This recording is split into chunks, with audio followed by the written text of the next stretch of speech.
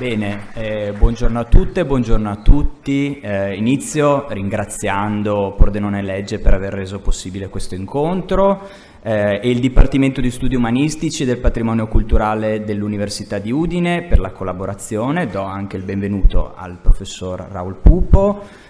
Oggi parleremo di una vicenda che di transizioni ne ha viste moltissime, quella della frontiera adriatica e della presenza italiana in quei territori. È una storia complessa, ovviamente, una storia segnata da passioni, conflitti, speranze e purtroppo anche molte tragedie. Il libro che ci guiderà in questo percorso si intitola Italianità adriatica, questo qui. Come sottotitolo abbiamo Le origini, il 1945, la catastrofe, pubblicato dalla Terza ed è uscito all'inizio di quest'anno. L'autore, il professor Pupo, è stato docente a lungo di storia contemporanea all'Università di Trieste ed è uno dei maggiori studiosi della frontiera adriatica, su cui ha scritto molti altri volumi, quindi mi limiterò a citare solo altri due titoli tra i più recenti dei suoi, appunto Fiume e città di passione, con cui tra l'altro il professore ha vinto il Premio Nazionale di Storia Contemporanea Friuli Storia, che si tiene a Udine, e Adriatico Amarissimo, una lunga storia di violenza, entrambi pubblicati per la Terza. Con Italianità adriatica il professor Pupo raccoglie e mette a frutto riflessioni che sono nate nel corso di una lunga esperienza di ricerca. Secondo me questo libro è molto importante perché condensa tante informazioni, tante vicende, tante storie che però vengono rese in maniera molto lineare, molto semplice anche per un pubblico ampio, e per questo secondo me è molto importante e soprattutto ci guida all'interno di quella che è la storia della frontiera adriatica. E quindi io partirei proprio da questo, cioè che cosa intendiamo quando parliamo di frontiera adriatica. Bene. Buongiorno a tutti e a tutti, grazie per essere qua, grazie a Pordenone Legge che mi ha invitato e al dottor Zin che gentilmente collabora. Chiedo se è possibile mostrare la prima slide, perché quando si parla di un territorio bisogna vederlo, evidentemente. Cos'è la frontiera adriatica? Eccola qua. È la lunga fascia che scende dal Golfo di Trieste lungo la costa orientale dell'Adriatico fino alle bocche di Capparo. Poi vi lascio anche la slide, no? Ma è evidenziata abbastanza bene. Ma che cos'è una frontiera? Siamo sicuri di sapere cos'è una frontiera? Oppure pensiamo che frontiere e confine siano sinonimi? Voi magari anche pensate che siano sinonimi. Invece no, non sono sinonimi. Il confine è una divisione. O stai di qua o stai di là. Per andare di là devi, che so, mostrare il passaporto, fare il riconoscimento facciale, tutte queste brutte cose. Una frontiera non è una linea, è un territorio anche ampio. Pensate alla frontiera americana, il Far West, quella frontiera che si spostava in continuazione fino all'oceano, o anche la frontiera russa, che dall'altra parte si spostava dagli Urali sempre fino all'Oceano Pacifico. Nell'Europa continentale c'è meno spazio, quindi le frontiere sono più ridotte. Però che cosa sono allora? Sono aree di sovrapposizione, dove qualcosa comincia, qualcos'altro finisce, ma si intersecano. Sovrapposizioni tra mondi. Ecco, giustamente vedete la slide, no? Allora, quali sono questi mondi che si intersecano? Alcuni sono facili, no? Sulla frontiera adriatica, mondo latino, mondo germanico, mondo slavo, ma anche mondo ungherese. La Dalmazia è stata per secoli parte della corona d'Ungheria, Fiume fino al 1918 era ungherese. E poi l'ultimo di questi mondi sovrapposti, che è quello che i miei studenti non indovinano mai, ma che probabilmente è più importante di tutti, e cioè l'oltremare. Qui stiamo parlando di una terra costiera, una terra di riviera, una terra di porti. Allora c'è un concetto che forse per i più giovani è un po' più difficile da intuire, no? Noi siamo abituati a che ci si sposta via terra o via aereo, per mare ci si mette un sacco di tempo, ma questo da 1 secolo e mezzo a questa parte.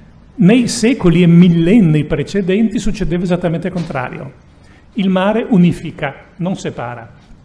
da una qualsiasi di quelle città costiere che avete visto prima, era molto più facile attraversare il mare che non andare nel retroterra, anche perché nel retroterra non c'era poi moltissimo, mentre dall'altra parte del mare c'era l'Italia, dove qualcosina di più c'era, in termini di ricchezze anche, se volete. Ecco allora che si crea un'unica civiltà il cui centro non è la costa, il centro è il mare. E le coste sono i bordi di questo mondo. E queste coste cosa sono? Sono le coste adriatiche. E voi trovate molto spesso gli stessi stili architettonici, la stessa lingua, talvolta gli stessi cognomi, le stesse famiglie, da una parte e dall'altra dell'Adriatico. Ecco, questa è quella che noi chiamiamo la koiné adriatica, per chi non ha fatto il classico, il mondo comune adriatico, no? Che ha avuto tante fasi, ma senza soluzione di continuità. Ad esempio, una prima fase è la fase romana, no? Fa tutto parte del medesimo mondo. Poi l'impero romano, come sapete, a un certo punto capitombola, e da cosa viene sostituito? Da un bel caos, che però nella zona adriatica è meno caotico, perché appartiene tutta all'impero romano d'Oriente, il mondo bizantino. Non vuol dire che tutti cominciano a parlare greco, no? Evidentemente non è questa, è una dominazione ed è un'area di influenza culturale. Io ho delle immagini, poi magari molto gentilmente il tecnico ci dà una mano, andrà a pescarle, ma con calma, in cui vedete i medesimi mosaici, li trovate nella Laguna Veneta, li trovate a Trieste nella cattedrale, li trovate a Parenzo in Istria, è il medesimo mondo, no? E poi questo mondo va avanti ancora. Che mondo è? È il mondo dei comuni italici. Sapete che sono i comuni, no? Comuni, formula tipica dell'Italia centro-settentrionale e delle coste adriatiche. E quindi in Istria e in Dalmazia voi trovate una serie di comuni. Cosa sono? Sono città neolatine, in cui si parlano dialetti neolatini. Molto simili al friulano, sono una sorta di friulano del Sud. Ecco, sono il tergestino, l'istriotto e il dalmatico. Contemporaneamente ci sono delle presenze slave, perché le popolazioni slave arrivano a partire dal IX secolo. E poi, soltanto poi, dopo il 1000, ma si radica appena dopo il 1200, arriva Venezia. La cui influenza si estende, e se si estende prima dal punto di vista commerciale, poi dal punto di vista politico, infine dal punto di vista linguistico ed artistico. Ed ecco che questo diventa quasi tutto un mondo veneziano, ma non solo veneziano. Ad esempio, due delle città cardine dell'area di frontiera, Trieste e Fiume, non saranno mai veneziane, no? Anche Pordenone diventa tardi veneziana, e sono austriache, appartengono al Ducato d'Austria. Quindi vedete, è una realtà estremamente composita che ha il suo centro nel mare. Certo, quindi come giustamente diceva lei, venezianità non per forza è un sinonimo di italianità per quest'area. No, è un potenziamento. È una fase, è un potenziamento. Cosa intendiamo per italianità? Anche qua un grossissimo problema.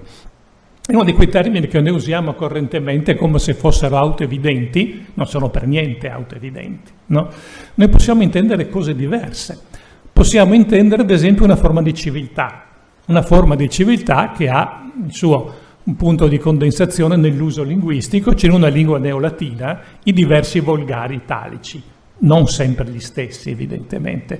Appunto può essere il veneto, l'istriotico, il dalmatico, sono diversi, ma sono neolatini, fanno parte di questo ceppo italico.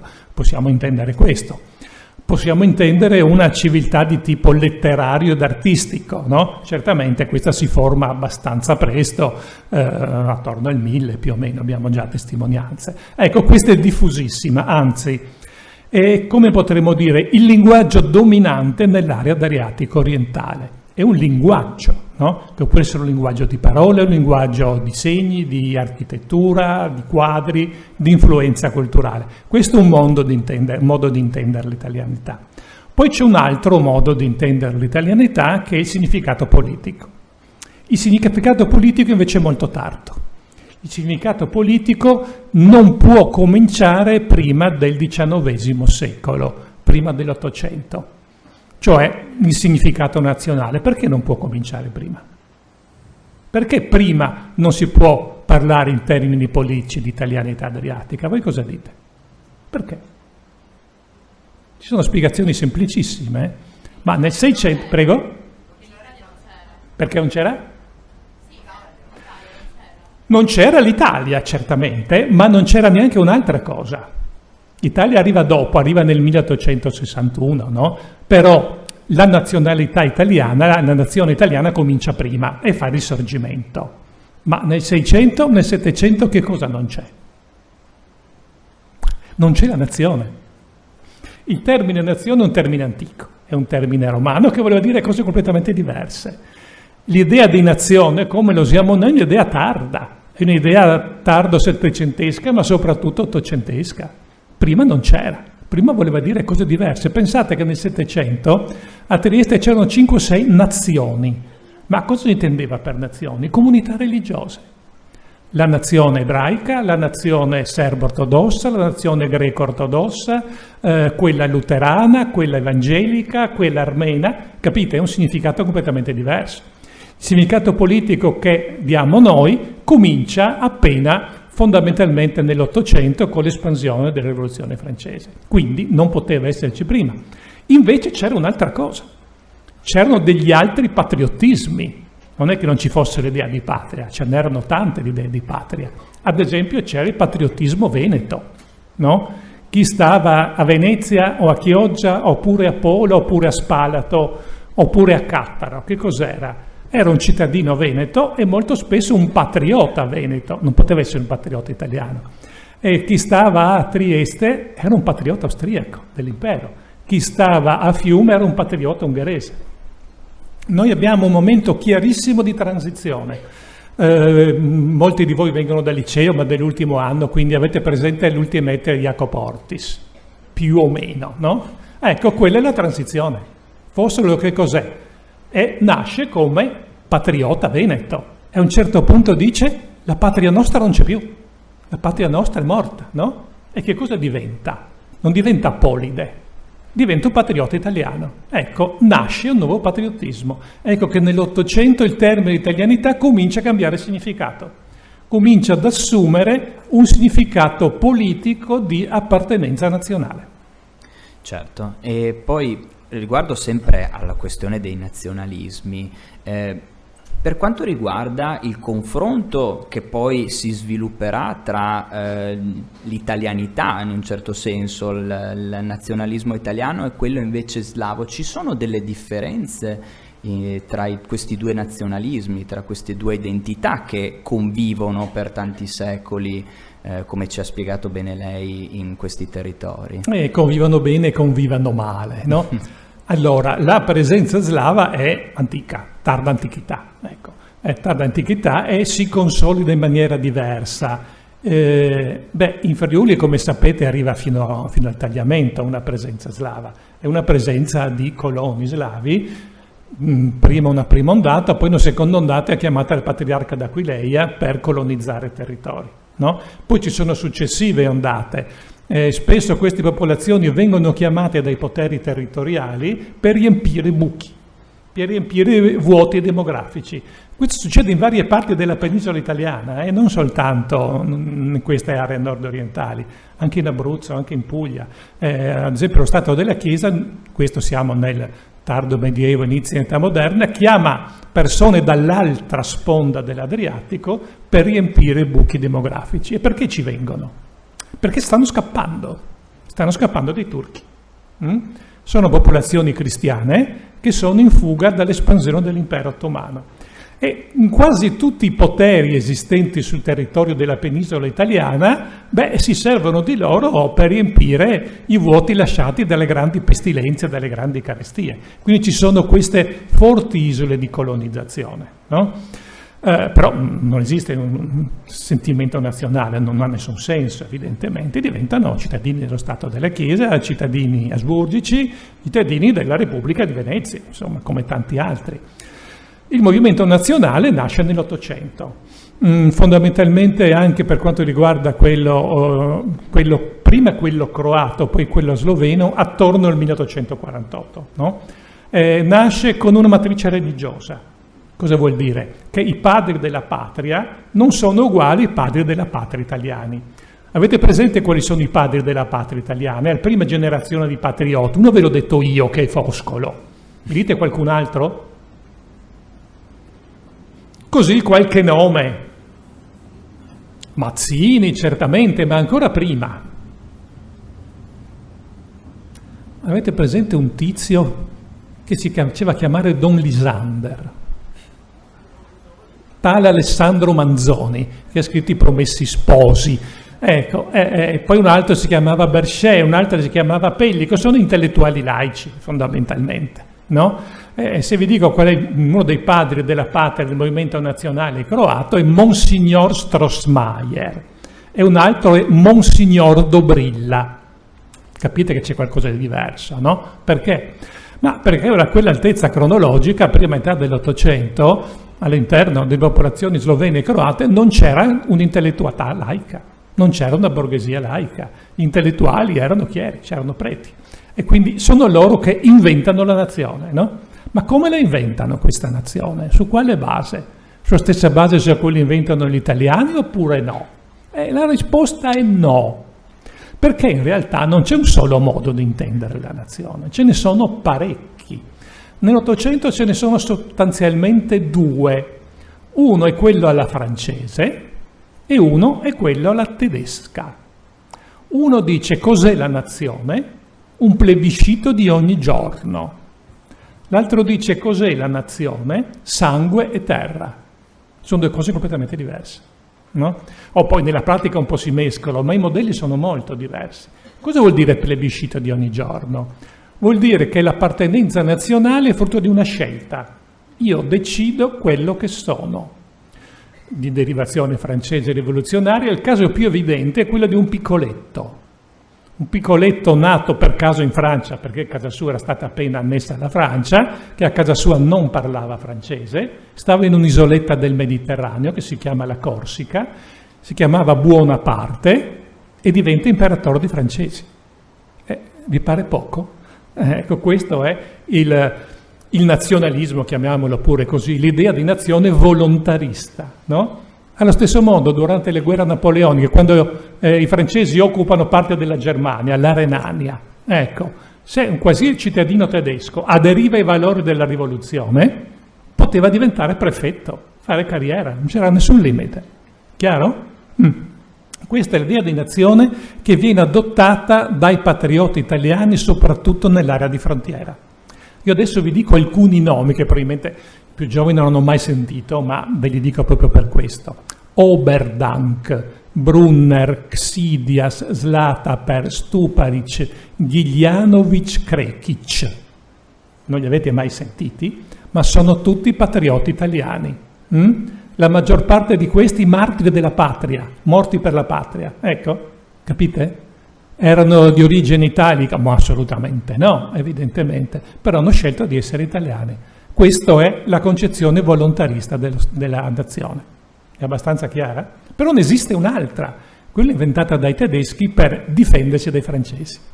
E quelli dicono cos'è la nazione? È l'appartenenza ad una stirpe, cioè una discendenza, e a un territorio, sangue. Quella volta si usava la metafora del sangue, noi adesso diremmo DNA, è la stessa cosa, un simbolo, no?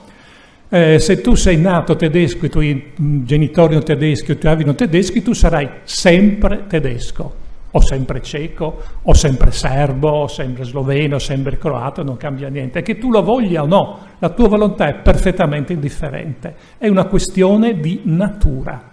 Questa è la concezione naturalistica oppure etnicista della nazione. Quindi state attenti, quando anche recentemente uso il termine etnico, è un termine che fa un po' di confusione, lo si usa perché in inglese ha un significato generale, ma in italiano no, fa confusione. Per etnia si intende un certo modo di intendere la nazione, quello appunto sangue e terra. Ecco, i movimenti nazionali sloveno e croato, ma anche quello ceco in Boemia, anche quello polacco, anche abbastanza in Polonia, adottano questa concezione, no? Quindi è il sangue ciò che conta. Se tu hai un nome che finisce in "ic", sei croato. Se hai un nome che finisce in "er", ad esempio Brunner, sei tedesco. o anche sloveno, Zlataper vuol dire penna d'oro, no? È un tipico cognome sloveno della Valle dell'Isonzo. Scipio Zlataper è uno degli redentisti italiani, medaglia d'oro martire della Grande Guerra. Capite? Due concezioni completamente diverse. Nel momento in cui si affermano i movimenti nazionali, che cosa succede? Che qualcuno sceglie un'idea e qualcuno un'altra, in maniera abbastanza casuale. Per cui avete dei casi molto particolari. Avete ad esempio le stesse famiglie che si dividono. Nella medesima famiglia che ha lo stesso cognome, alcune persone si nazionalizzano in un modo e altre si nazionalizzano in un altro. Questo è molto frequente nelle zone di frontiera. Prima dicevamo che le terre di frontiera sono terre di sovrapposizioni e quindi anche i territori dell'Alto Adriatico sono cambiati molto nel tempo e ci sono stati anche diversi cambiamenti di appartenenza statale e quindi volevo chiederle quali sono i principali mutamenti prima dell'avvio di queste... Ce ne sono un sacco. Allora, lì mi pare che vedete i confini romani, no? Ecco. Attenzione, il confine romano non è un confine come il nostro, è un confine semplicemente amministrativo, anche perché cosa c'era oltre il confine? Ancora l'impero romano, evidentemente, no? Questo è scritto molto bene in un fumetto di Asterix, si capisce benissimo. Ecco, lì ci sono alcune linee perché si sono spostate nel corso del tempo. Quella che vedete più a oriente è l'ultima delle linee di confine dell'Italia romana, no?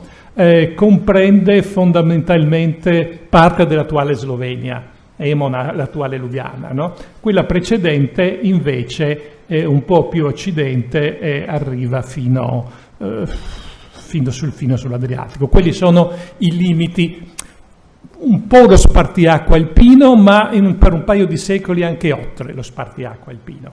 Lì finisce la penisola italiana, finiva l'impero romano. Caduto l'impero romano arriva il caos, come sapete, no? Se scorriamo rapidamente le slide, vedete che c'è una polverizzazione. Attenzione, il concetto di confine nel Medioevo sparisce.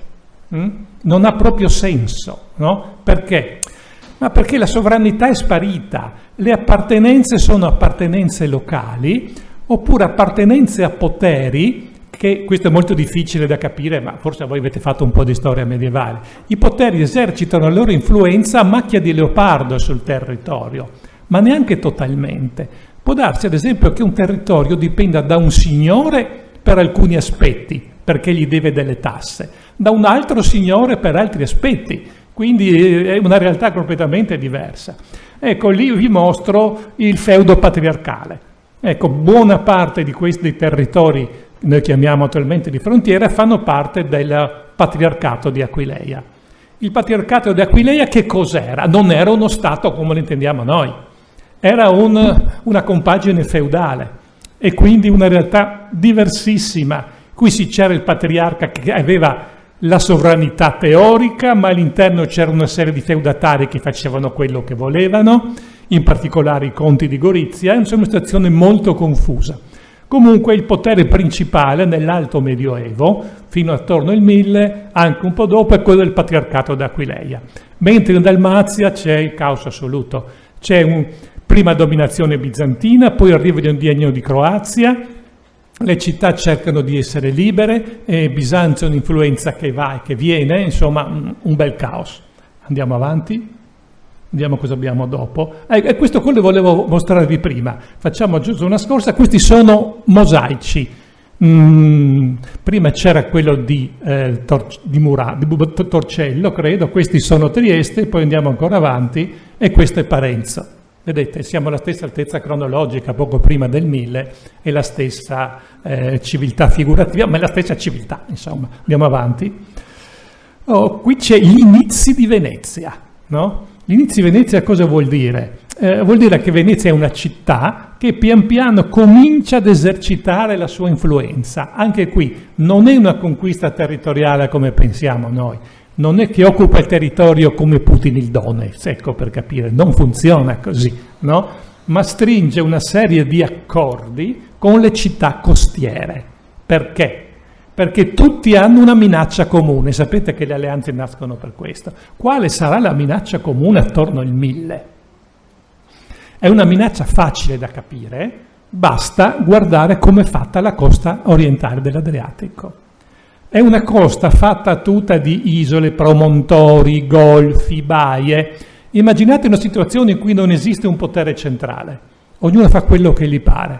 Qual è forse il mestiere più redditizio in una situazione del genere? Cosa fareste voi se state in uno di quei piccoli? Secondo me faresti pirati, almeno io farei il pirata, ecco, perché mi conviene, no? Piuttosto che coltivare la roccia. E vabbè, vado un po', sì, il mare trovo pesci, però se trovo una nave piena di ogni ben di Dio, si fa prima, evidentemente, no?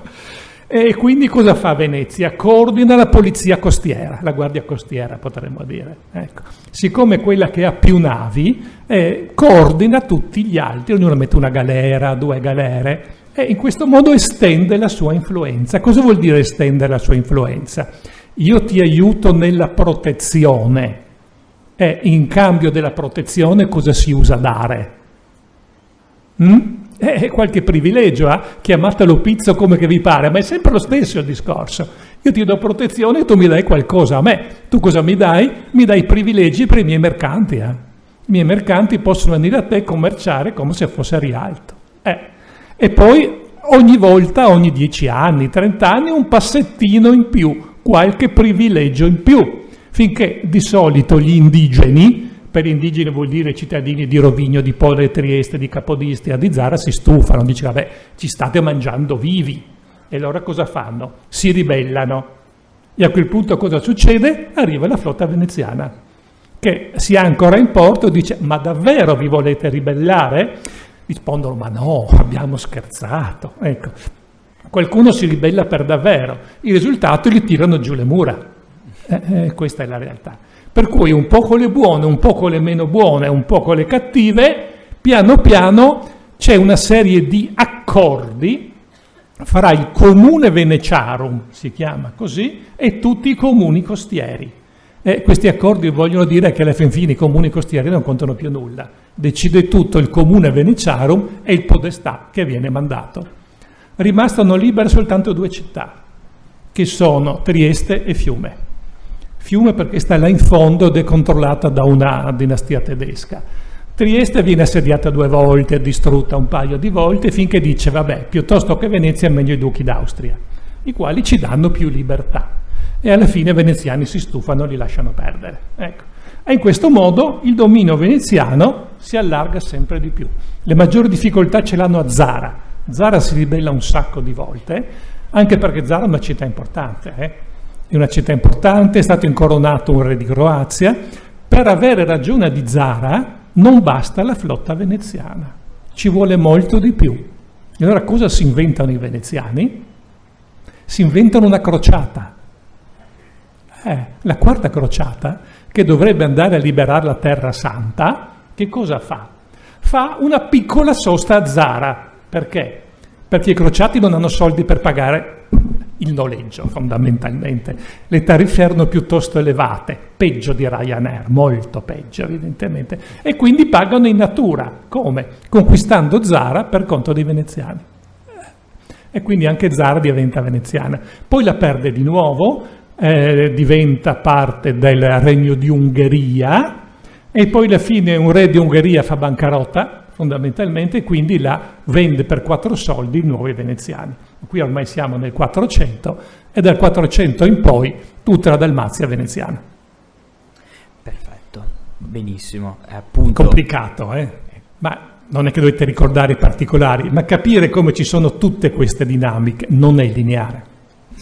E quindi a quel punto, quando non c'è più Venezia e che la Repubblica sappiamo finisce nel 1797, che cosa succede dopo? E soprattutto tra 800 e inizio 900 sono quelli gli anni dei grandi cambiamenti per quest'area. Certo.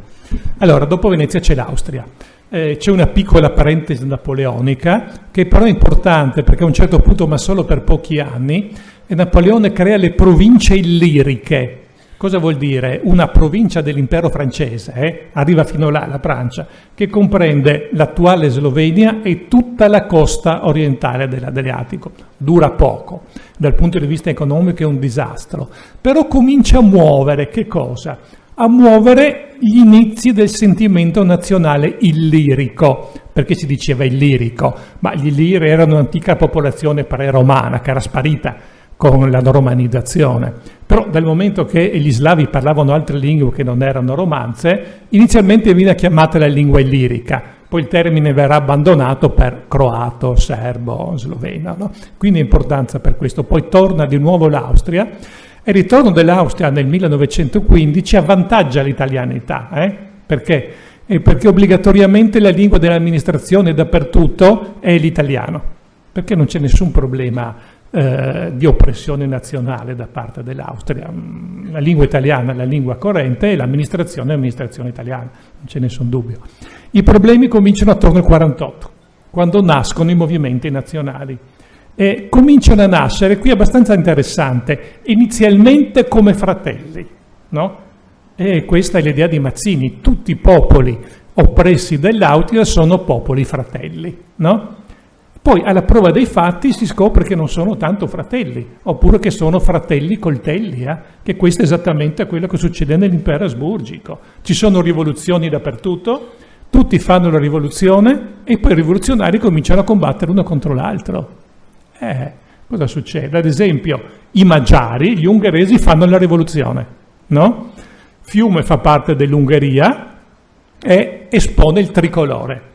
Sapete che il tricolore italiano è uguale al tricolore ungherese e quindi si può essere tranquillamente patrioti di tutti e due. Bellissimo, no? E i croati? I croati fanno parte del Regno d'Ungheria, ma non vogliono far parte del Regno d'Ungheria, perché gli ungheresi cosa dicono?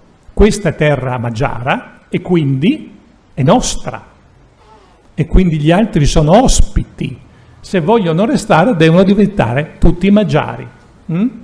I croati non vogliono diventare magiari e quindi si ribellano. Ecco, la rivoluzione del 48 finisce in un pandemonio. In questi anni nasce il movimento nazionale croato, molto forte, e anche un primo movimento nazionale sloveno. Inizialmente sono soltanto due intellettuali che disegnano una carta e che dicono: questa è la Slovenia unita, non se ne accorge nessuno, no? Poi però col tempo prenderà piede. Dopo il 48 sapete che in Italia parte il movimento risorgimentale, che mira a che cosa? Mira a un'Italia unita, no? Ma unita fino a quali limiti? E qua le idee sono abbastanza incerte. Fino a dove si arriva? Si arriva fino allo spartiacque alpino? Si arriva anche oltre? Ad esempio c'è un grande intellettuale, si chiama Niccolò Tommaseo, è uno dei padri della patria, quello che ha inventato il primo dizionario della lingua italiana. Lui è nato a Sebenico in Dalmazia ed è bilingue e fa poesia, romanzi in italiano e poesia in croato, no?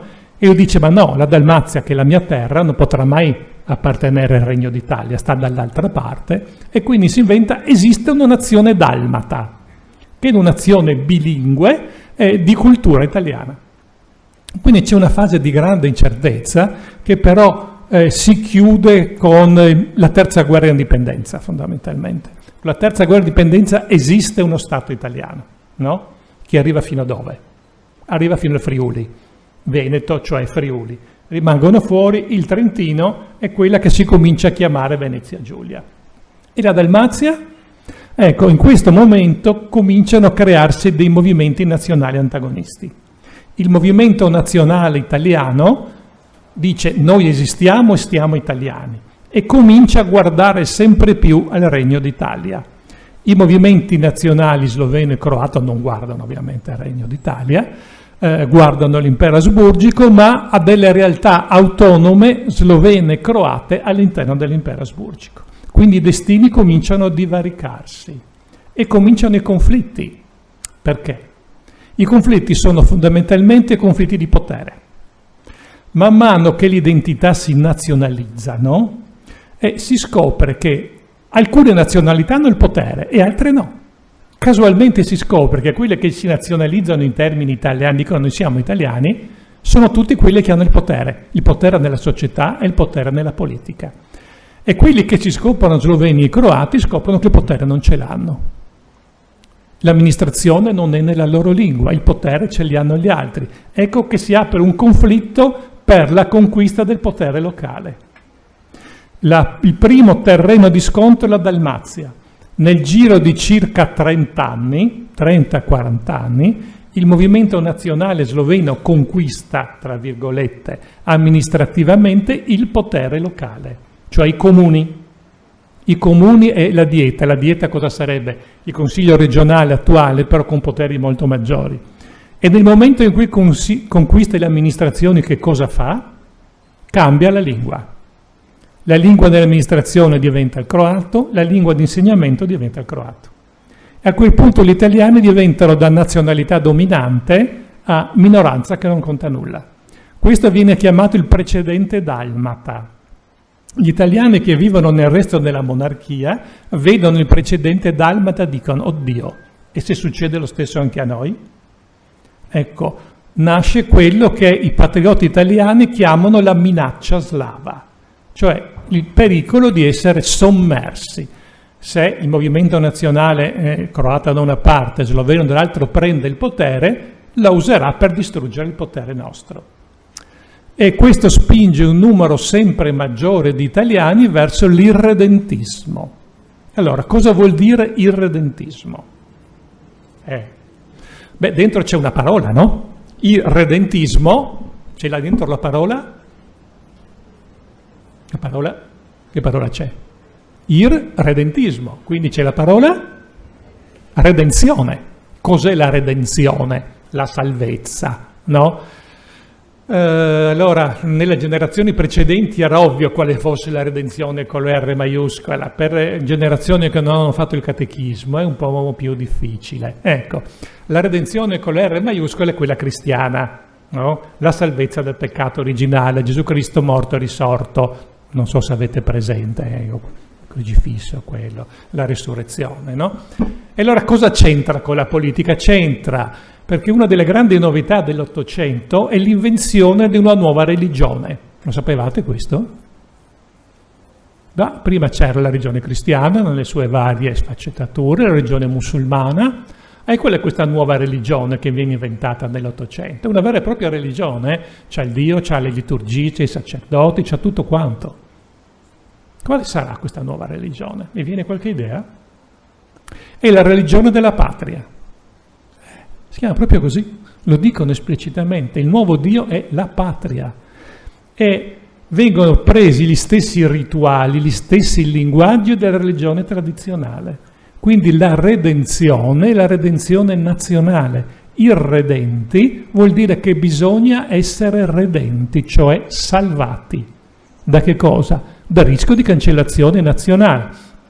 Per il redentismo, definizione tecnica, si intende un movimento che vuole che gli abitanti di una nazionalità che vivono in uno Stato che non è la loro madrepatria stacchino il territorio dallo Stato di appartenenza per vederlo annesso alla madrepatria. Chiaro? Allora, concretamente facciamo due esempi. Gli italiani, non tutti, gli redentisti della Venezia Giulia vivono nell'impero d'Austria-Ungheria, chiaro? Vogliono che i territori in cui vivano, cioè la contea di Gorizia, la città libera di Trieste e la provincia dell'Istria, si stacchino dall'impero asburgico e vengano annessi al Regno d'Italia, che è la loro madrepatria. È chiaro? Questo è il redentismo. Ci sono altri redentismi? Sì, ce n'è uno adesso, ad esempio. Molto evidente. Mi fate qualche esempio? Ce n'è uno sulla TV ogni giorno. C'è un irredentismo attivo. Prego? No, irredentismo in che senso? Israele ha già uno Stato. Quello... sì, che adesso ormai è stata annessa allo Stato russo, certamente quello dei russi della Crimea e del Donetsk, assolutamente sì, che volevano, non intendiamo se avevano ragione o torto, non c'entra niente da questo punto di vista, che il territorio in cui vivevano si staccasse dall'Ucraina e entrasse a far parte della Russia. Questo è un classico tipo di irredentismo. Di solito l'irredentismo si combina alla politica di potenza dello Stato esterno alla madrepatria. Difatti l'Italia ha fatto la prima guerra mondiale. Ecco, ce ne sono tanti di questi esempi. Alla fine degli anni 30, nell'attuale Repubblica Ceca viveva una grossa minoranza tedesca, i Sudeti, che avevano un movimento irredentista che voleva l'annessione alla Germania di Hitler e la ottennero con il patto di Monaco nel 1938. Questo è irredentismo. Quindi l'italianità adriatica alla vigilia della Grande Guerra diventa prevalentemente irredentista. E quindi appunto con la Grande Guerra che cosa cambia per questi territori?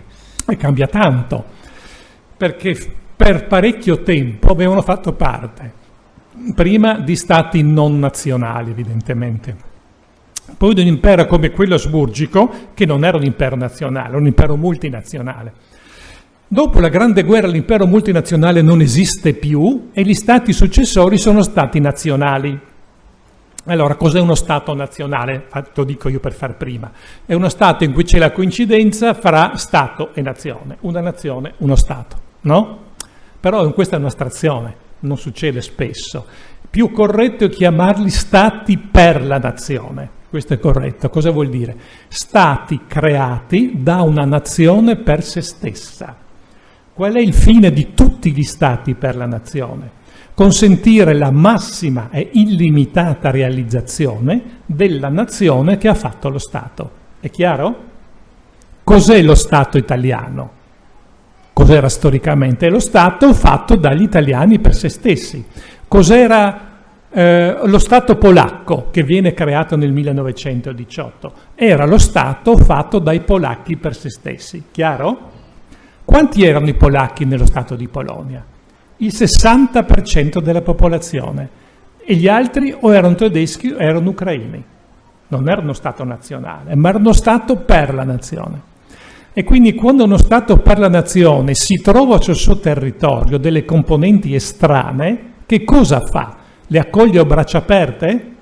Ecco, nella cultura politica del Novecento no, non le accoglie a braccia aperte, dice uffa, ma sarebbe meglio che non ci fossero. No? Di fatto gli stati per la nazione nel Novecento cercano di far sparire le minoranze nazionali con diverse strategie. Se avessimo altre 3 ore vi spiegherei anche le strategie, però è questo che fanno. Nell'area adriatica voi avete 2 stati, avete il Regno d'Italia e poi avete lo Stato degli Slavi del Sud, prima il Regno di Jugoslavia, insomma, poi sarà il regime jugoslavo, che è uno Stato multinazionale, serbo, croato, sloveno, ma per le nazioni costitutive. Nel Regno d'Italia, che poi diventa Stato fascista, le minoranze slave sono viste male, sarebbe meglio che non ci fossero. Nello Stato jugoslavo la piccola minoranza che si trova in Dalmazia è vista male. Nel secondo dopoguerra la Jugoslavia si estenderà, annetterà tutta la Venetia Giulia meno Trieste e Gorizia, soprattutto l'Istria, e anche lì la minoranza italiana sarà vista male. Quali sono le conseguenze?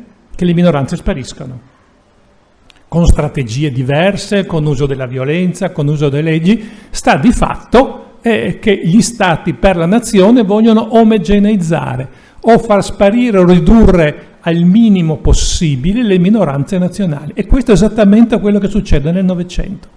Allora, dal punto di vista dell'italianità adriatica, questo cosa vuol dire? Vuol dire che l'italianità adriatica si mantiene, anzi diventa assolutamente dominante nel periodo fra le 2 guerre mondiali, perché fa parte del Regno d'Italia, è un'italianità vittoriosa, egemonica e tiranna, perché opprime le minoranze slovene e croate. Lo slavismo adriatico entra in crisi, no? E rischia di venire cancellato. Nel secondo dopoguerra accade il contrario. Diciamo Istria, ma Istria Fiume, insomma, il territorio è sotto controllo jugoslavo, la minoranza nazionale italiana viene perseguitata, l'italianità adriatica collassa, trionfa lo slavismo che occupa il potere, fondamentalmente assume il potere, la minoranza nazionale perde il potere, perde l'egemonia, perde tutto e alla fine sparisce nel senso che se ne deve andare. In questo senso possiamo parlare di una catastrofe dell'italianità adriatica.